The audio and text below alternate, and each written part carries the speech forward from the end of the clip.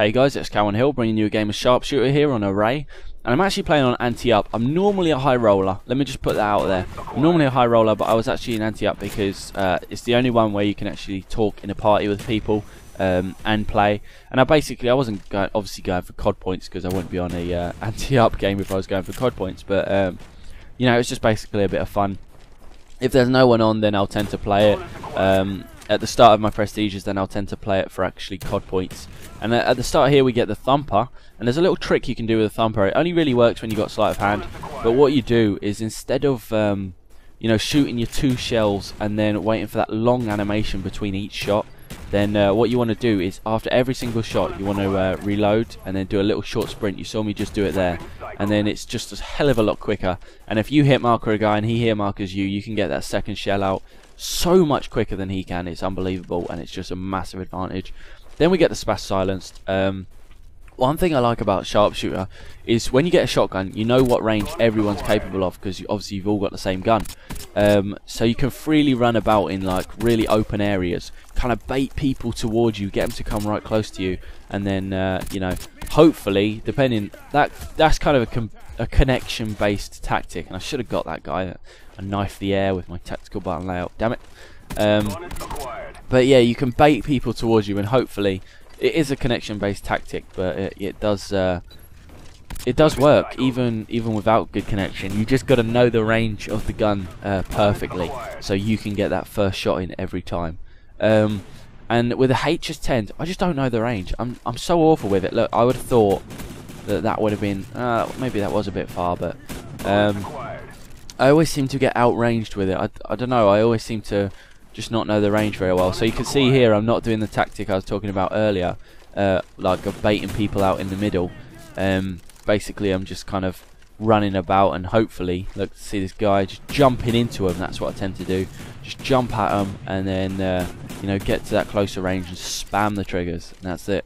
And we get to one of my favourite guns, because Sharpshooter is all about staying alive. I could have got so many kills if I'd have stayed alive there. That would have been so awesome.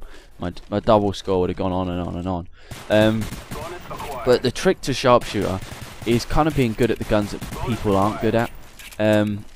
If you get like the crossbow and you pick up a few kills with that, then you're going to take a nice little lead, and then the next gun, if it's a Kimbo or whatever, you might have steady aim. And it's just it's one of them things, and for me it's the ASP. It's the gun I look out for.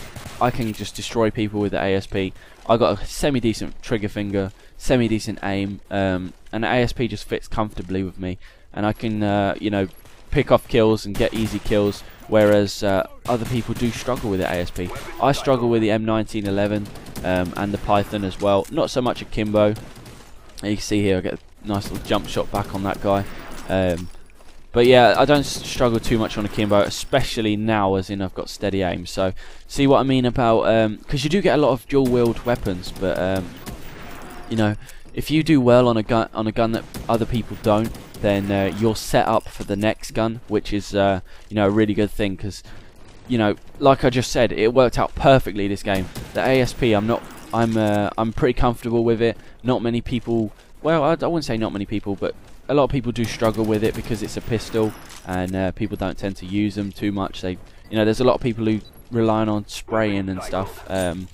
But yeah, and it sets me up perfectly because I get my steady aim and that just in time for the Pythons on the next gun. And basically, without steady aim there, I'd have practically been stuffed with the Pythons because I'm not very good with them. But then we get the M1911s, where I'm really struggle with these guns. I don't know why. It seems to, like, I can't shoot as quick as I want, and you know, I die here, and I probably should have got this kill. I don't see. I hardly got hit by him. I got hit like 3 times, and he killed me, and that kind of sucks. And I get a really nice spawn on him, and nice easy kills. This guy tries to knife me, but I'm not having any of it. Easy. And I think I pick off a few more kills, and we switch to the Enfield. No, this is the last kill. Now we're on the last gun, so we actually get ×2 score multiplier. I'm not sure how exactly it works, but I noob tube a couple of guys and switch to the gun. Always want to use the gun, unless like they're behind cover or something like I just did. But the gun is always going to help you because you've got more of a range thing. If you run into someone close range with a noob tube, you're pretty much stuffed. And with a flamethrower, if they're long range, then obviously you're stuffed as well. So it's always better to use the gun, in my opinion, unless you're kind of in a high traffic building or something and you got the flamethrower out, then maybe that will work. But I'm not sure how exactly it works with the ×2 while you're on the sharpshooter round, which is double points anyway. I'm not sure if you get ×4, but yeah, I do pretty decent, and even though it is anti-up, I get a pretty beastie score. Take away my lovely 30 COD points right there, and I did very well. I got to my ×2 quite a lot, and if we have a look at the scoreboard here, my final score of the actual score thing was 7,200, which is pretty beastie, and I got 38 kills, 4 deaths, as you probably see by the title, and my ×2 score was 6,000 compared to the next guy down having 800. And I know they was all low levels, but still, it was a hell of a lot of fun. I was only playing for fun, and a beastie score at the end. So I hope you guys enjoyed it, and I'll see you guys later.